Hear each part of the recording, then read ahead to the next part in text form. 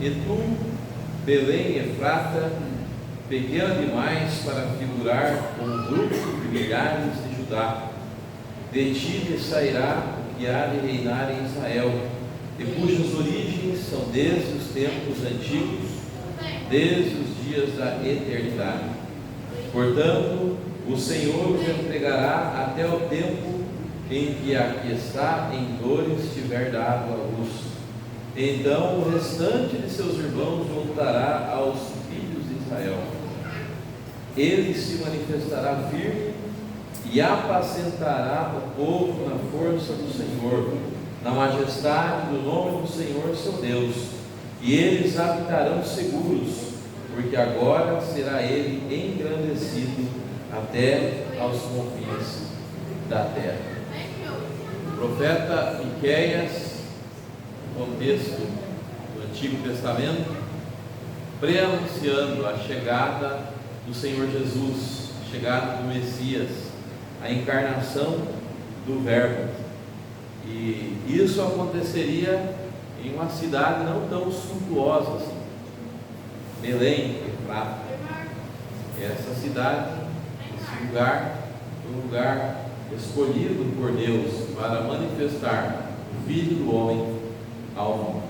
E nós estamos aí já há uma semana de comemorarmos, a festa natalina, e todos sabemos, trata-se de uma das festas mais mal interpretadas pelas pessoas, mas nós estamos assim aprisionadas aos sentidos que o mundo dá a essa comemoração.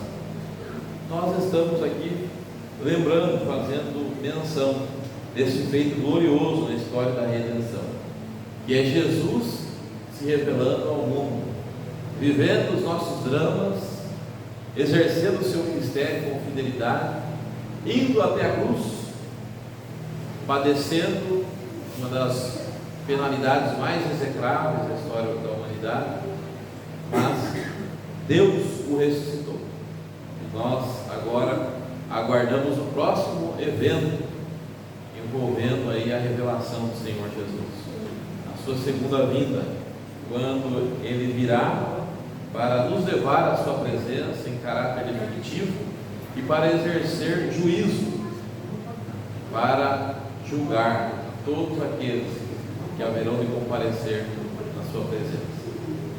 Então nós estamos felizes na presença do nosso Deus e estamos aqui nesse propósito de culto a Deus, de prestar nossa adoração e nosso louvor ao Senhor. Nós vamos nesse momento orar, clamar a Deus. Teremos 3 orações. A primeira oração vai ser feita pela nossa irmã Sabrina, uma oração invocação e adoração a Deus. Teremos a segunda oração, que é uma oração de arrependimento, de confissão de pecados, que será feita pelo nosso irmão Almir, e uma terceira oração de gratidão e louvor feita pela nossa irmã Laura. Depois que nós terminarmos essa terceira oração, todos nos colocaremos de pé e louvaremos ao Senhor com o hino de número 240, Eis dos anjos a harmonia. Vamos nos ajoelhar, aqueles que puderem, por favor, façam assim.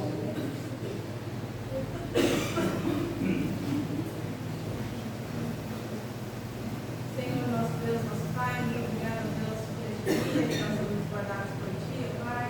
Obrigado, Deus, pelas bênçãos derramadas por Ti em nossa vida, Pai, pelo alimento colocado em nossa mesa, pela nossa saúde, ó Deus, pelo clima, Pai, que está favorável, ó Deus. Nós agradecemos por tudo que o Senhor tem feito em nossa vida, Pai.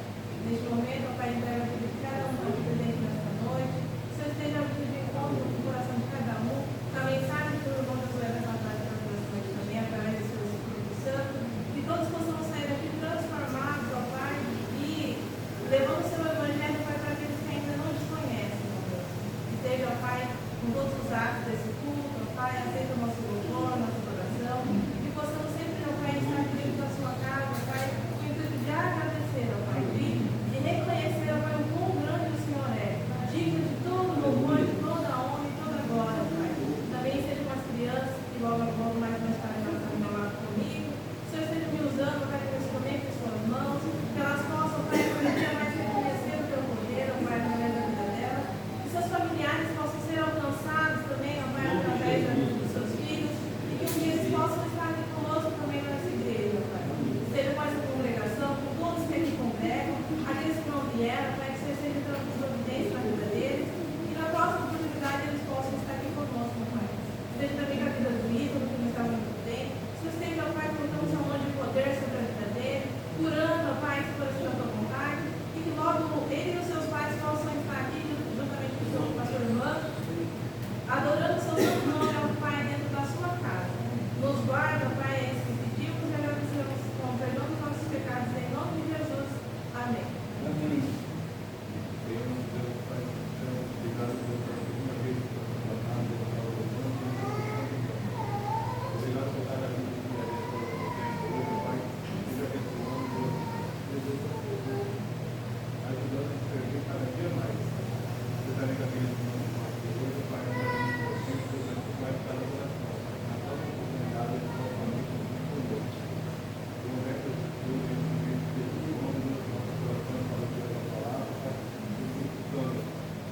conserva essa vontade, usando ele no seguimento de todas as nossas necessidades. Deus conserva essa vontade também, o Pai solicitando esse momento, beleza. Feito o pastor também, o Pai, hoje vai ser guardando ele, o Pai, pelo menos o programa dele. Feito tudo que nós precisamos, Pai, preparar um plano para todos nós. É isso, espero que essa graça continue no Deus. Amém.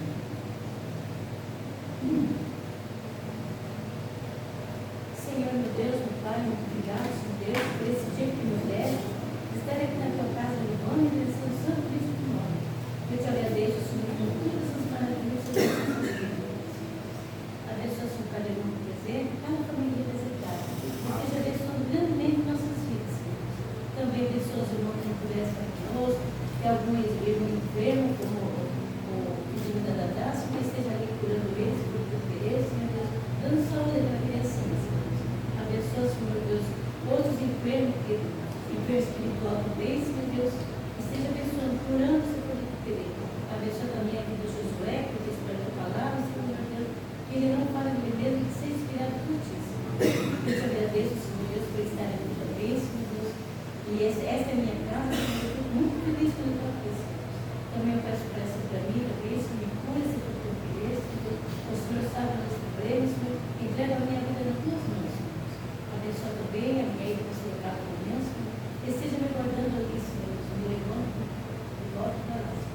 Fica conosco por dessa noite, esteja para o nosso lado. Eu te peço e já te agradeço em nome de Jesus. Amém.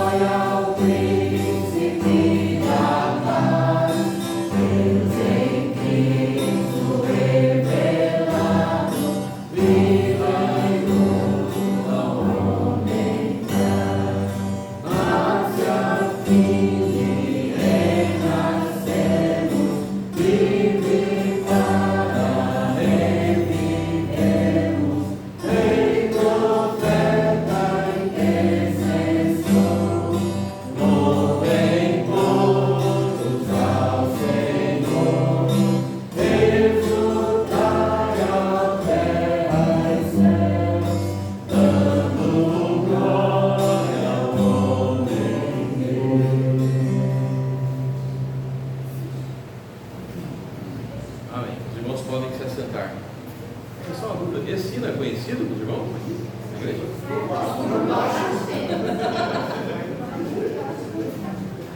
Começa com grosso e entra com... E no final acerta na massa fina, né? Tá certo. A verdade é que ninguém estudou música, então já está para a glória do nosso Deus, né? Tiago, capítulo 5.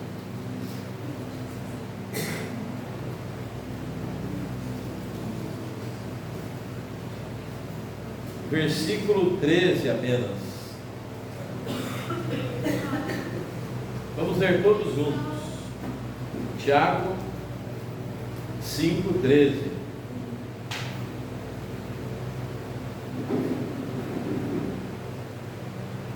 A palavra do Senhor vai dizer assim: está alguém entre vós sofrendo? Faça oração. Está alguém alegre? Cante louvores.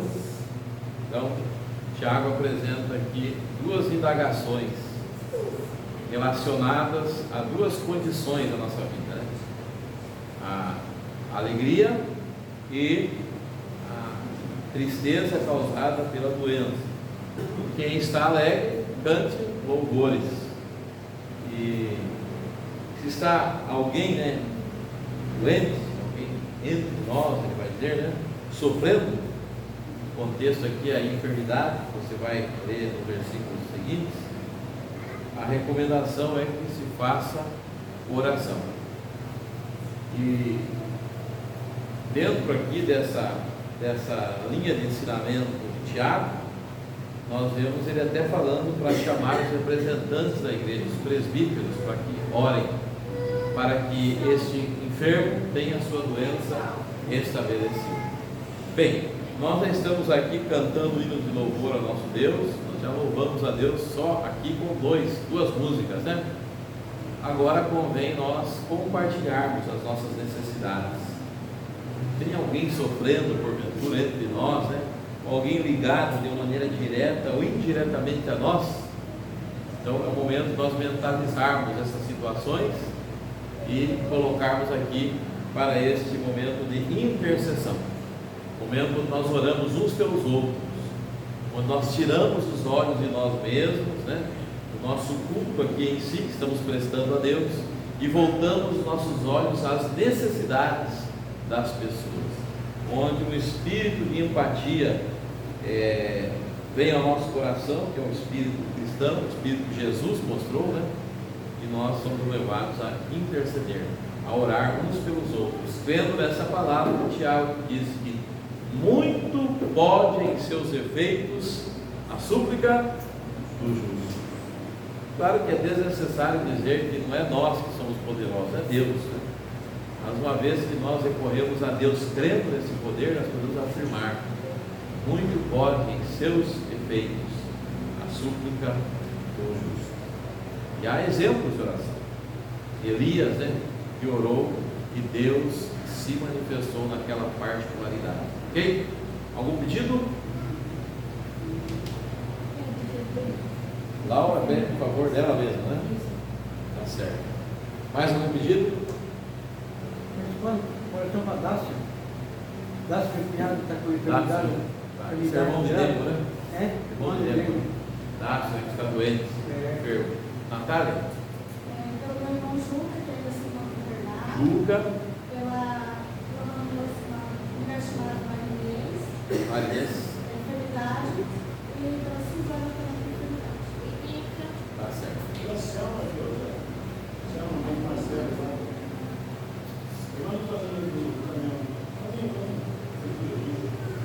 Toninho? Da prefeitura? Ah, sim. Irmã dele. Selma, né? Dela. Doente aí? Tá certo. Mais um pedido? O marido, a irmã do cunhado, né, do Leonardo, ela está fazendo quimioterapia, ele está com Covid, e ela, o marido, está muito mal. Marilson. Marilda? Tem um nome, toda vez eu me esqueço do nome do rapaz, então, não vou lembrar ainda, mas ele é esposo de uma professora, né? Uma série de procedimentos que tem lá. Eu até marquei o nome dele, você Marcelino, lá não vou dizer. Mas ore por esse marido dessa professora, né? Que está com alguns procedimentos delicados aí, né? Marquinhos que estava lendo lá. Mais algum nome? Eu trabalho com as crianças no sábado. Teremos um trabalho especial. Ah, vai ter um trabalho com as crianças aqui? No Tá sábado. certo. Que hora vai ser? Vai ser 2 horas da tarde. Às 2 horas, né? Vai estar bem fresquinho, então vai estar bom. Mas tá bom, já chovendo, tá bom, né? Bem de Deus, né? Agora dá para ver no Google, né, a previsão, e às vezes rapidamente falha. São esses os pedidos, né? Então nós vamos louvar a Deus com mais um hino a pedido dos irmãos, e depois que nós terminarmos este hino, o nosso irmão José Carlos vai orar a Deus, vai apresentar esses nomes aí, todos na presença de Deus, e nós vamos acompanhando essa oração com o nosso irmão. Tá certo? 209?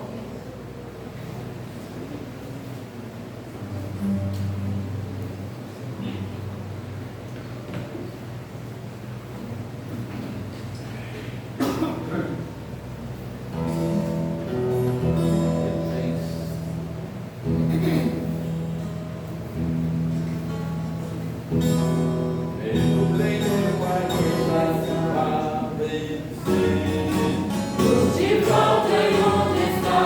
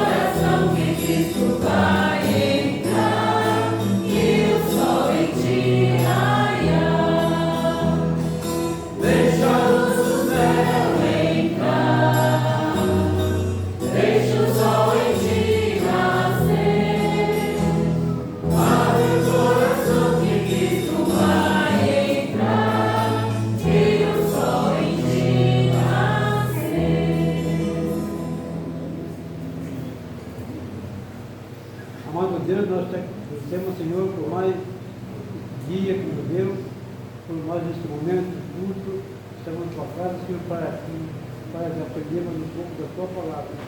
Abençoa essa instrução de cada coração aqui presente, que possamos estar com o nosso coração alegre, nosso coração repleto de alegria para te louvar. Abençoa o servo que vai trazer a mensagem dessa noite, que ele possa ter sabedoria, possa ser iluminado por ti, Senhor, a falar a cada coração aqui presente. Abençoa esse santo especial, todos aqueles nomes mencionados que estão precisando da tua cura. Todos aqueles que se encontram enfermos, sabem contra eles, que eles possam ser realmente curados e confortados por ti, Senhor. Abençoa todos aqueles que não puderem estar aqui, Senhor. Só estavam contigo. Que eles possam estar com os pensamentos que fazem contigo. Abençoa todos os demais. Perdoa os nossos pecados e alimenta-nos até em nome de Jesus. Amém.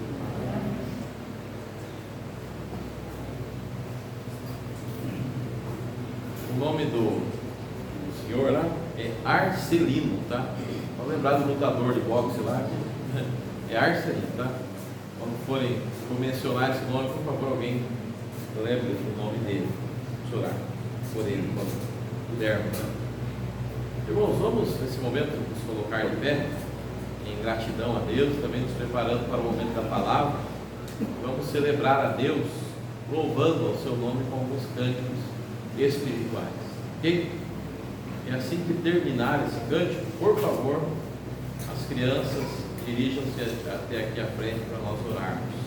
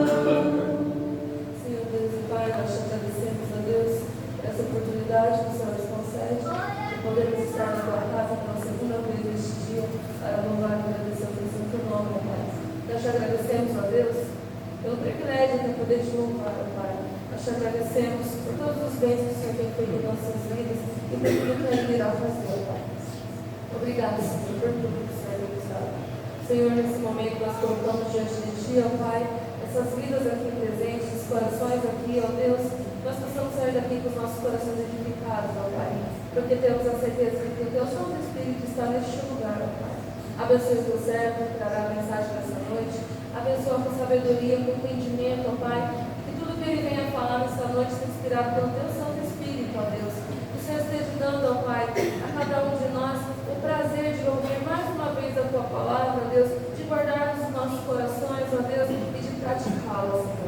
multiplica por cada um de nós decorrer dessa noite, Pai. Aceita o nosso culto, aceita o nosso louvor. Que tudo que nós façamos aqui seja apenas para a honra e glória do Teu Santo Nome.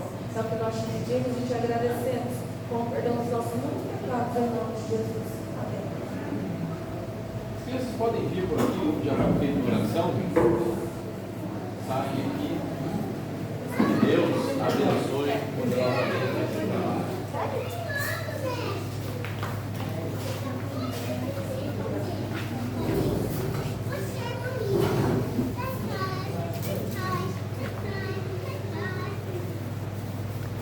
Podem ir primeiro a bandeira, nós já oramos, né?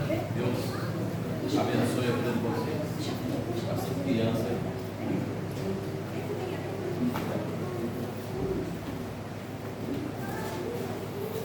Deus abençoe lá. Deixa um pouco do negócio para falar.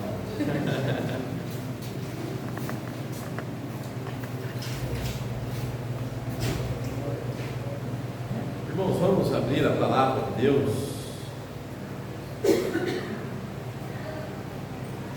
no Evangelho de São Lucas, capítulo 14.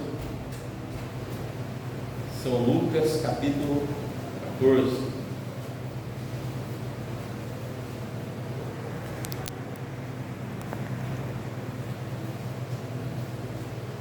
Lerei do verso 25 ao 33 para a nossa reflexão nesta noite. O serviço de Cristo exige abnegação. Diz assim a palavra de Deus: grandes multidões o acompanhavam, e ele, voltando-se, lhes disse: se alguém vem a mim, não aborrece a seu pai, e mãe, e mulher, e filhos, irmãos e irmãs, e ainda a sua própria vida, não pode ser meu discípulo. E qualquer que não tomar a sua cruz e vier após mim, não pode ser meu discípulo. Pois qual de vós, pretendendo construir uma torre, não se assenta primeiro para calcular a despesa e verificar se tem os meios para concluir? Para não suceder que, tendo lançado os alicerces e não a podendo acabar, todos os que a virem zombem dele, dizendo: este homem começou a construir e não pôde acabar.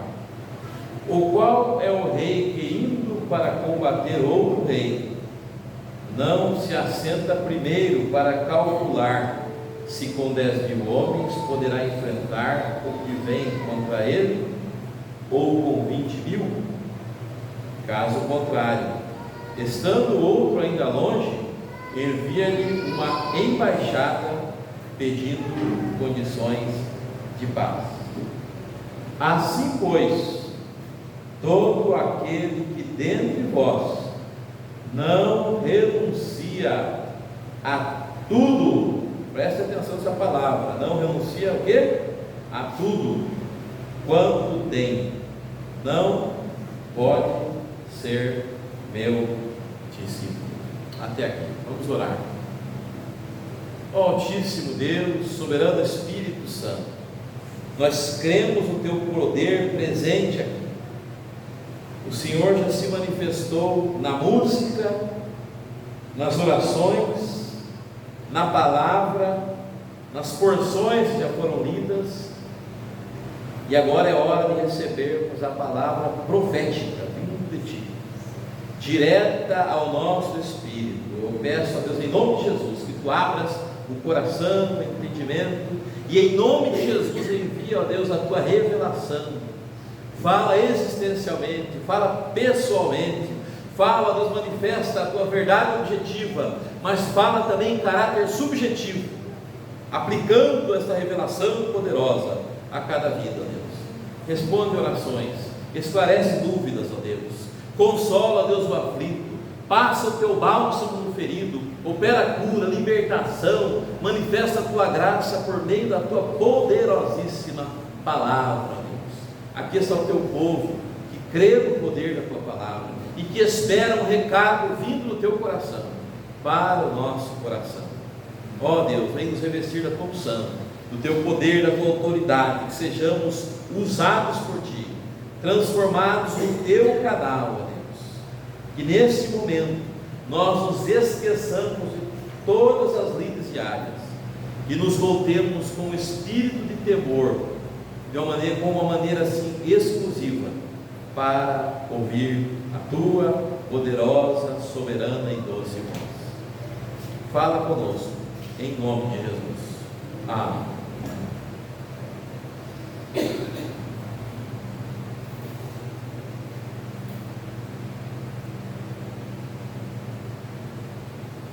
Discipulado é uma prática necessária, no sentido de que todo aquele que está em Cristo, ele deve assumir essa condição de discípulo. Quando Jesus esteve aqui nesta terra, desempenhando o seu ministério, ele sempre fazia o seu convite: vinde a mim, vinde a mim. E em Mateus capítulo 11, esse vinde ele se manifesta de uma maneira bem amorosa, bem receptiva, é a pura expressão da graça. Eu lembro quando Deus me deu a oportunidade de levar a primeira edição da programação de rádio, que perdura pela graça de Deus até os dias de hoje, em 2015. O primeiro tema do programa foi Mateus 11, 28, vinde a mim, todos vós que estáis cansados, sobrecarregados, e eu vos aliviarei. Tomai sobre vós o meu jugo e aprendei de mim, porque sou manso, e achareis descanso para a vossa alma. Que convite lindo, né? É um convite que nada mais é do que os braços de Deus abertos para receber o pecador na condição com que ele quer se encontrar, independentemente do que ele já praticara na sua vida. Esse é o convite da graça. Mas esse convite da graça, ele é acompanhado por um outro convite também, que Jesus falou: se alguém quiser vir após mim, a si mesmo se negue, tome a sua cruz, siga. Essa é a condição do discipulado. Esse chamado é um chamado para a salvação, para o perdão, mas é um chamado também para a obediência, mas é um chamado também para uma constante imitação do senhorio do Senhor Jesus, para andarmos em conformidade com a sã doutrina e com os santos preceitos do reino de Deus. Olhe só o que você leu aqui. No verso 25 diz que grandes multidões o acompanhavam, ou seja, Jesus ia, e por onde Jesus chegava, aquilo que ele falava, as atitudes que ele tomava, no mínimo despertavam a atenção das pessoas. Era uma multidão, e ele usa aqui o plural, multidões, né? Bastante gente. E Jesus olhou para aquelas multidões e disse o seguinte: olha o verso 26, que Jesus diz: se alguém vem a mim, então agora ele já coloca na condicional, se alguém vem a mim, alguém que alega que está me seguindo, que se propôs a vir até mim, né? E como aqueles pescadores, deixando tudo, seguiram, né? Tudo estamos dispostos a deixar. Olha o que ele coloca aqui: e não aborrece a seu pai, e mãe, e mulher, e filhos, e irmãos, e irmãs, e ainda a sua própria vida, não pode ser meu discípulo. Então ele está falando aqui: alguém que me amar mais do que a própria mãe, né? Ele pega as pessoas ali que têm um vínculo mais direto de parentesco, pai, mulher, filhos, e ele reitera: ainda que seja a própria vida, a si mesmo, esse que não estiver disposto a amar mais a mim e ao meu reino, porque tudo isso que eu disse, esse não é digno de ser meu discípulo. É claro que nós não podemos interpretar ao pé da letra aqui, né, como um filho que estava em desobediência E a mãe chamou a atenção, pegou esse versículo aqui dizendo que aquele tem que aborrecer o pai e a mãe. Não é isso. É no sentido quando nossa condição de discípulo nos colocar numa bifurcação. Ou eu de repente tenho que estar de bem com a minha família e desobedecer a Deus, ou em obedecendo a Deus eu vou ter um atrito, né, na minha casa. E Jesus tratou dessa situação, em outras situações, em outros contextos. Jesus disse a oportunidade assim: deixe-nos a minha paz vos dou, não vos la dou como dá o mundo, não se atemorize, tá bom. Mas depois você vê o mesmo Jesus dizendo o seguinte: eu não vim trazer a paz. Alguém lembra essa passagem? Eu vim trazer a espada. Dentro de uma casa vai estar dois grupos: o grupo daqueles que me seguem e o grupo daqueles que não me seguem. Eu vim trazer divisão. Por quê? Porque é do coração de Deus trazer conflito nos lares, nas famílias? Não. É porque assumir a condição do discípulo é automaticamente, em nome da obediência a Deus, estarmos dispostos a cairmos na malquerência de outras pessoas, a aborrecermos outras pessoas. Paulo entendeu muito bem isso. Se você ler a carta aos Gálatas, ele fala assim, se eu quisesse agradar a homens, eu não seria pregador desse evangelho. Então, é aquela palavra que Pedro e João falaram, né? Quando vieram, disseram para eles: saiam, vocês estão livres, mas parem de pregar sobre este nome. O que eles disseram? Antes importa obedecer a Deus e aos homens. Essa prioridade em desobedecer, mesmo que eu tenha que cair no desagrado daquelas pessoas que eu amo e que eu entendo que também têm um carinho por mim, que em certo sentido, no sentido humano, querem o meu bem, mas que por não terem um determinado discernimento espiritual, o meu gesto de obediência, a minha postura como cristão, tem que continuar a mesma, tem que perseverar e obedecer, mesmo que eu tenha que obedecer, aborrecer a pai, a mãe, a mulher, a filhos e a própria vida. Porque quando Jesus falou assim, negue-se a si mesmo, é o quê? Hoje pela manhã, né, nós tivemos um culto aqui da Santa Ceia, a vontade, no sentido fisiológico, né, minha, era de não sair de casa. Uma tremenda indisposição, estava com calor, cabeça meio doendo, uma semana muito cansativa no trabalho. Mas a gente tem que entender o seguinte, que servir a Deus, fazer as coisas, deve ser muitas vezes aborrecer não só a outros, mas também tem a ver com aborrecer a nós também. O pecado, ele não é essa coisa feia que muita gente coloca aí. O pecado, ele vem no pacote para nos trazer assim encanto, nos despertar a atração. Você lembra que quando Daniel estava na Babilônia, que apresentaram para ele das finas iguarias, a comida que os reis comiam, mas Daniel assentou no seu coração não comer, e Deus o honrou. Deus o honrou em Babilônia. Então está dizendo aqui: quem não estiver disposto a aborrecer outras pessoas e a si mesmo, esse não pode ter a condição, não pode assumir, não pode dizer que é meu seguidor. Verso 27: e qualquer que não tomar a sua cruz e vier após mim, não pode ser meu discípulo. Aí vocês devem estar talvez se perguntando aí, o que Jesus quis dizer com tomar sua cruz? Afinal de contas, Jesus já levou uma. Ele carregou aquela cruz, ele contou com a ajuda do Simão, né, até uma altura, mas ele levou, e aquela cruz foi um instrumento do seu martírio, da sua crucificação, da sua morte.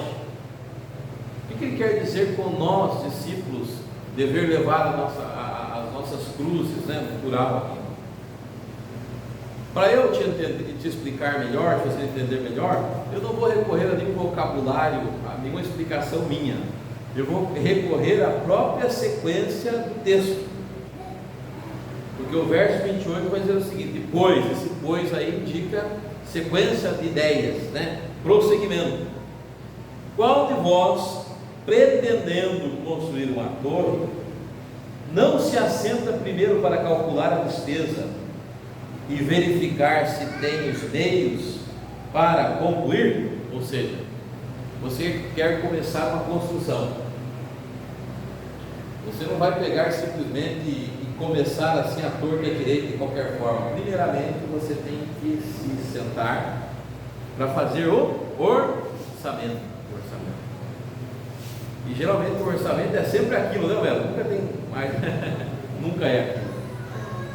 Ah, tem que trocar essa viga. Aí você troca a viga, descobre que é bom trocar uma outra também que estava lá, para não ter problema, depois tem que fazer outro serviço.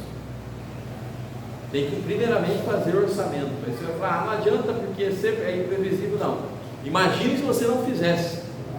Então o que acontece? Primeiro você vai fazer um orçamento, para não suceder o quê? Que uma vez que se lançou o alicerce, é o verso 29, e não podendo acabar, todos que observam, vierem observar aquela obra, digam o seguinte: esse homem só começou e não terminou, né?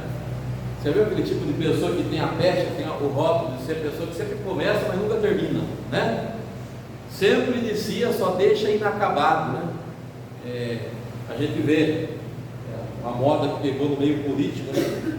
Nos tempos para cá, que é o seguinte: começa uma determinada obra, aí chega no dia do aniversário da cidade, um dia festivo, se inaugura aquela obra, mas se inaugura sem ter concluído, né? Só para a questão de dizer que ali tem uma obra que leva o nome daquele determinado político, etc. e tal, para que o dono da construção não venha a ser motivo de chacota. E diante desse contexto, porque ele quer colocar aqui o perigo da insensatez, ele coloca-nos uma outra exemplificação, está no verso 31, vai explicar a questão da cruz. Nós vamos voltar para a cruz, pode ficar tranquilo. Ou qual é o rei que, indo para combater outro rei, não se assenta primeiro? Olha só, a figura do se assentar para calcular se repete.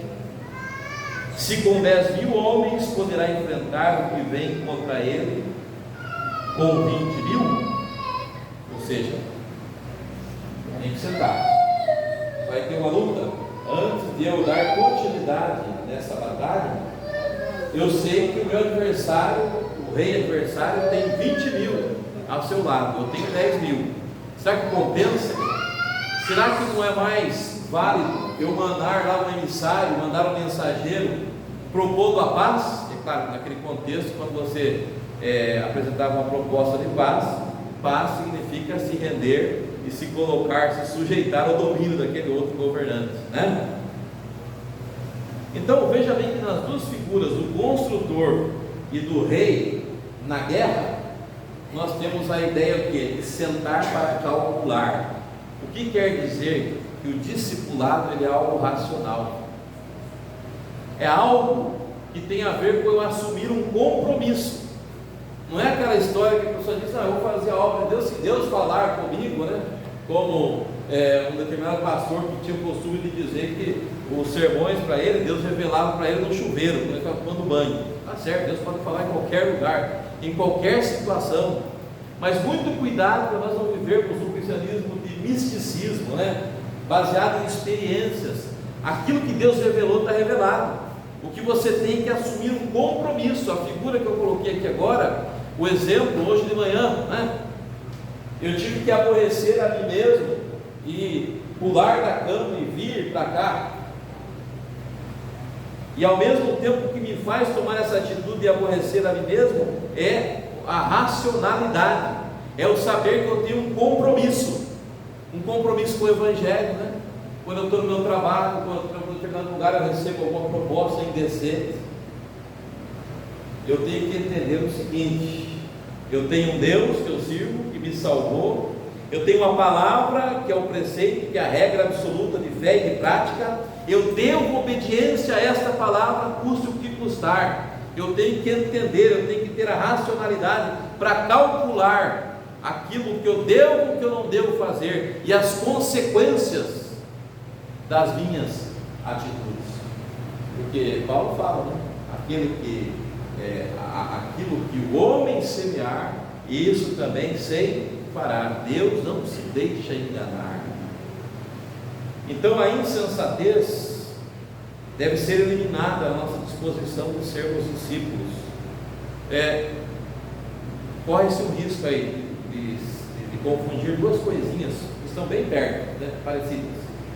É a racionalidade e o racionalismo. O racionalismo trata-se do culto à razão, isso aí é um pecado. Esse movimento, né, no século XVIII, chamado de iluminismo, começou a trazer lançar novas luzes sobre o conhecimento da humanidade. Daqui a pouco muitos teólogos embarcaram nessa, né, e começaram a querer interpretar a Bíblia cientificamente, começaram a questionar Jesus, não é mesmo Jesus? Tem um Jesus, o Cristo da religião, o Cristo histórico, o Jesus histórico, 40 anos, não é 40 anos, é um período, e começaram a se questionar muitas coisas, e hoje nós vemos aí muitas desses vertentes trazidas de lá, influenciadas por esses teólogos liberais, hoje querendo até reescrever a Bíblia, né? Reescrever a Bíblia. Esse aí é aquele que questiona, que chega para você e fala assim, né? Esse é até fora do ramo da teologia, aqueles filósofos, me mostre provas científicas da existência de Deus. Esse é o racionalismo, ele colocou a razão dele no lugar de Deus, não é isso? Agora a racionalidade é eu saber que eu não posso, sob a alegação da fé, chegar naquela ponte ali e não sabendo nadar, pular de lá naquele rio. Existe a grande possibilidade de eu morrer afogado por essa a minha condição. A racionalidade deve ser levada para o lado que é positivo, da obediência. Eu tenho um compromisso com Deus, eu tenho um compromisso de obedecer, eu tenho um compromisso de levantar de manhã e ir para a escola dominical, eu tenho um compromisso de tomar meu banho ali às 18 horas e alguns minutos para vir à casa de Deus, aqui para estar com os irmãos, congregando, adorando. Eu tenho um compromisso de evangelizar, eu tenho um compromisso de falar de Cristo, de fazer discípulos, eu tenho um compromisso de não compactuar de piadas sujas. Comprometimento, racionalidade. A cruz é isso aqui, é eu saber que eu tenho que pegar aquela cruz, né? Mas e agora? O que vai ser de mim, né? O que vai ser de mim? Deus permite que nós passemos por determinadas situações, Ele sempre tem um propósito. Se você tem a sua cruz para carregar, pegue essa cruz, Deus vai te manifestar graça. Assuma esse compromisso do discipulado, é negar a si mesmo, e é tomar a sua cruz a cada dia. Uma pessoa uma vez me fez um convite para ir a determinado lugar, participar de um negócio recreativo. Não tem nada pecaminoso naquilo, não tinha nada, e não há nenhum problema a questão da recreação, mas eu disse para ela que não dá, porque eu tinha um compromisso, né, questão da igreja e tal. Aí a pessoa disse para mim o seguinte: mas não é pecado, não há problema, uma vez ou outra. Eu falei assim: eu estou entendendo o seu raciocínio, sei, agradeço, mas Deus tem réguas diferentes para medir determinadas pessoas, determinadas situações. Eu não estou nem entrando na questão de superioridade e inferioridade, mas existem determinadas cobranças que Deus vai fazer só para você, naquilo para o que você foi chamado. Então, você de repente foi chamado para um ministério pastoral, um ministério de pregação da palavra, e você tem um compromisso aqui, né, às 9h30 da manhã, na escola nossa bíblica. Então, lamento te informar, mas o futebol das 10 você tem que abrir mão dele. É compromisso, é o senso da prioridade, é saber o que você quer da vida, se você é um discípulo de fato ou não, né, de Deus. Então essa é a sua cruz, né? E assumir cada dia o nosso compromisso. Deus nos deu as nossas cruzes para que nós possamos levar. E a cruz, a sua cruz, não adianta terceirizar a sua mão de obra, passar para outro, é sua. E não adianta você querer também pegar a do outro. Lembra da história do azeite, do casamento, né? eis o noivo. E aí, eram 10 virgens, né? 5 sábias e outras 5 insensatas. Quando viram que o noivo vinha, aí uma lá disse para a outra, né? Por favor, tem como emprestar aí desse azeite aqui? Nossa lâmpada está se apagando. Não, o meu azeite é o meu azeite, o seu é o seu. Existem situações que Deus manda compartilhar, mas ali não, tem coisas que são só nós. A sua cruz é a sua cruz, a minha cruz é a minha cruz. Mas se a sua cruz, quem sabe, seja mais pesada do que a minha, você pode ter certeza que a porção da graça de Deus vai ser muito maior sobre a sua vida do que a minha. Se tem uma cruz para carregar, louvado seja Deus. Juntamente com a cruz, nós levaremos a graça de Deus conosco e venceremos para a glória do Senhor. E olha só a conclusão aqui do ensino.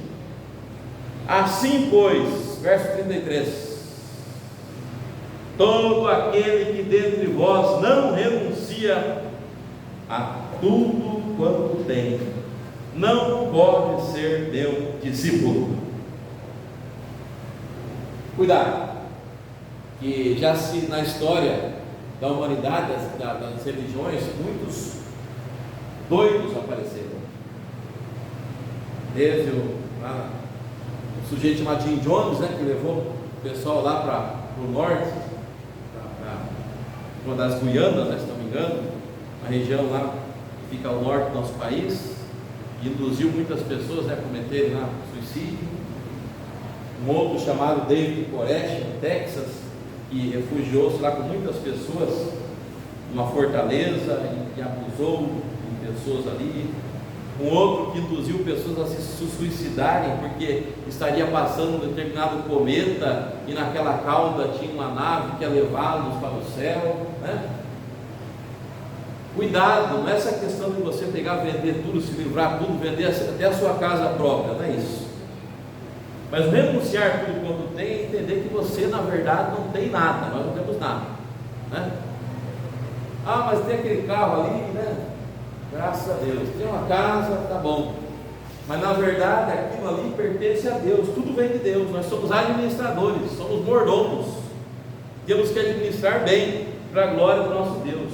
Esse renunciar tudo é quando eu entender que não existe nada, nem ninguém mais precioso do que Deus e do que o seu reino. Mateus 6 fala, né? Não andeis ansiosos pela vossa vida, né? Quanto ao que haveis de comer ou beber, nem pelo vosso corpo, quanto ao que haveis de vestir. E ele vai falando assim depois, né? Depois ele fala assim: por isso não vos inquieteis perguntando, né? Falando, que comeremos, que beberemos, ou como que nos vestiremos? Porque os gentios é que procuram por todas essas coisas, e o vosso Pai Celeste sabe que necessitais de todas elas. Ele dá a dica: buscar, pois, em primeiro lugar o seu reino e a sua justiça, e todas estas coisas vos serão acrescentadas. É renunciar tudo.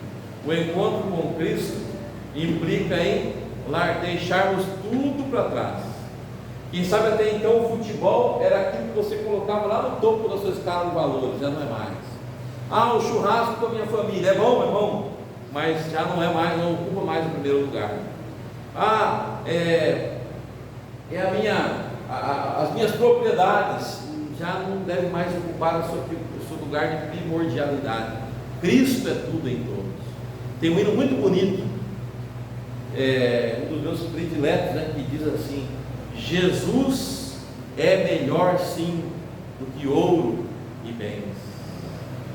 Então, quando Cristo entra na nossa vida, ele deve ser aquilo que de maior valoração nós devemos dar. Jesus conta a história do tesouro escondido, né? E da pérola de grande valor. O sujeito achou, ele não mediu esforço, comprou todo aquele terreno, porque agora nada vale mais do que a presença de Cristo. Todo aquele que dentre vós não renuncia tudo quanto tem, não pode ser meu discípulo. Tá ok. Depois dessa exposição, eu quero levar você a raciocinar aqui nessa parte conclusiva. Preste atenção em uma expressão nesse texto que nós vemos, que se repete por 3 vezes.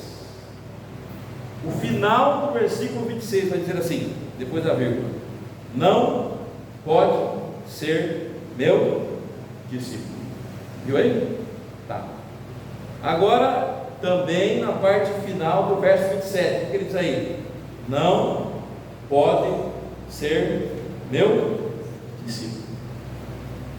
E na última parte do verso 33, que foi o último versículo que nós lemos, nós temos mais uma vez a afirmação categórica de Jesus: não pode ser meu discípulo.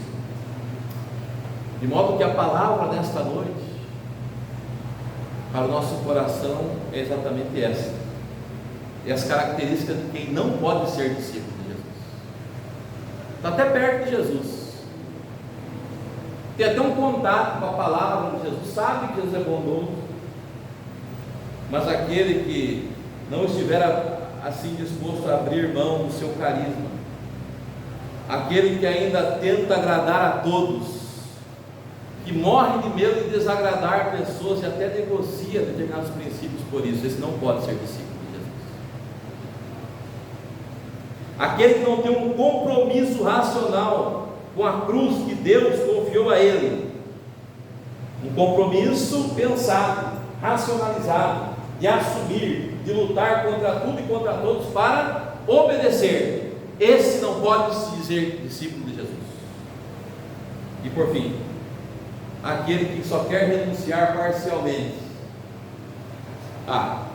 Tudo bem, eu renuncio isso aqui, mas sim, teve uma pessoa que estava falando, né, que não, eu posso até me tornar membro, né, mas só que a questão disso é batismo, isso, eu já vou deixar a minha condição. Enquanto você estiver querendo colocar condições para o Evangelho, você não é digno de ser discípulo de Cristo, porque quando nós conhecemos a Cristo, nós nos abrimos para obedecer incondicionalmente, e quem vai determinar o que devemos fazer ou deixar de fazer não somos nós, mas é o próprio Deus, é regra absoluta dele. Esse não pode ser discípulo. Agora o comecinho do texto é o seguinte: grandes multidões o acompanhavam, e ele, voltando para essa grande multidão, disse: se alguém vem a mim. E a pergunta que eu quero deixar para o seu coração nesta noite é o seguinte: você pertence ao quadro de discípulos de Jesus, que está disposto até a aborrecer pessoas para obedecer, a pegar a sua cruz racionalmente e obedecer, a renunciar tudo quanto tem por amor a Cristo e ao Evangelho e ao reino de Deus? Ou você faz parte só da grande multidão, que ouve por aqui e deixa escapar por ali? E tal qual aquele jovem rico, que chegou querendo tirar uma da cara de Jesus. Tudo isso eu já conheço, né? Tenho feito tudo isso aí. Você conhece? Então tá bom, deixa eu falar para você de uma situaçãozinha a ser tratada na sua vida. Pegue lá os seus bens e reparta com os pobres. Ele se afastou, ele não tocou. Esse não se mostrou digno de ser discípulo do Senhor Jesus, porque quis colocar condições. Estar disposto a aborrecer pessoas e a aborrecer a si mesmo, obedecer racionalmente ao Evangelho e renunciar aquilo que precisa ser renunciado na sua vida, é condição indispensável para você seguir a Cristo. Sem isso, não venceremos o mundo, não venceremos o pecado, não seremos discípulos dignos do Senhor Jesus. Que Deus tenha misericórdia de nós. Amém. Vamos nos colocar de pé? Vamos louvar a Deus com o hino número 110A, que fala de obediência.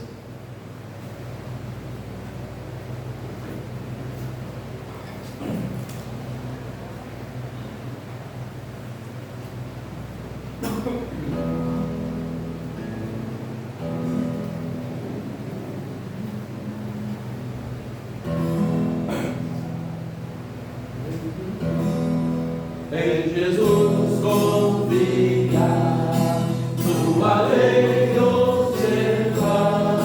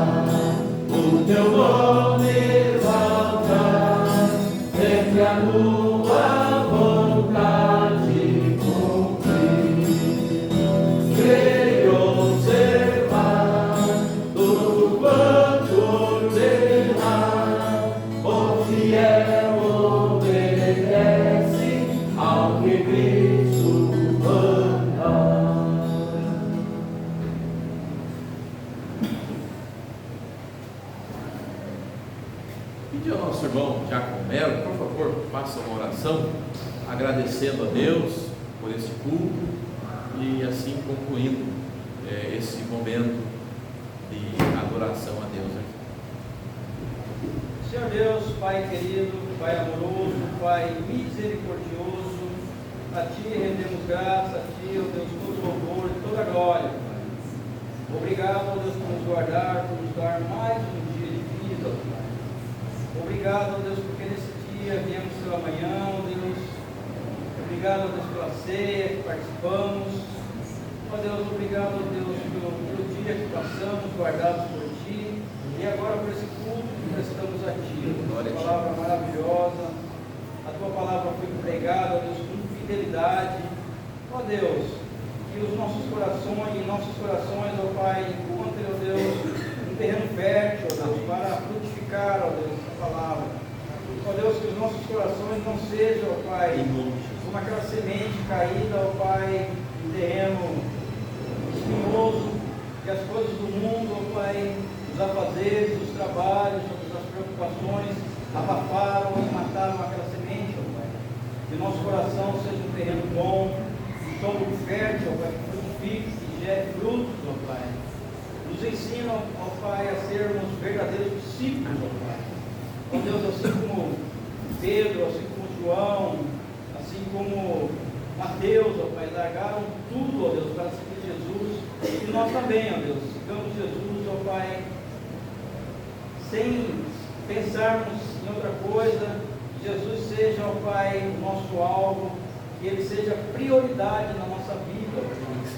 Ó Deus, que não sejam apenas migalhas do tempo que nós te servamos, ó Pai, mas que Tu tenha sempre a primazia na nossa vida, que nós reservemos um tempo, ó Deus, precioso para falar contigo, para orar, para entregar a Ti todos os nossos problemas, ó Pai, e Te honrar, ó Deus, com o nosso tempo, o melhor de nós, ó Pai. Nos ajuda, ó Pai, nessa caminhada, ó Pai. Os atrativos do mundo, Deus, são muitos. Ó Deus, nos ajuda a nos desviar deles, ó Pai. Que Jesus sempre seja o nosso alvo, ó Deus. E caminhemos sempre olhando para Jesus e não para as circunstâncias, não para os atrativos do mundo, ó Deus, que cada vez mais são muitos. Nos ajuda, ó Deus, nessa caminhada. Guarda cada um de nós. Te agradecemos pelos nossos visitantes, ó Pai.